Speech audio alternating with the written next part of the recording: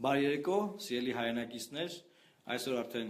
ավելի բարձր տրամադրությամբ ձեզ բոլորիդ հրավիրում ենք հանրահավաքի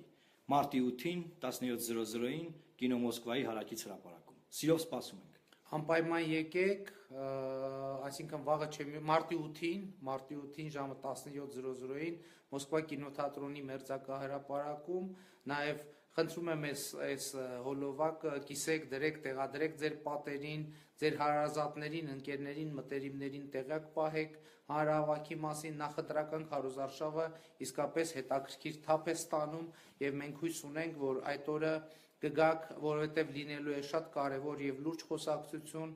եւ մենք խոսելու ենք քարոզարշավի առաջին օրերի եւ հետագա անելիքների մասին եւ կարծում ենք, որ ելք կա։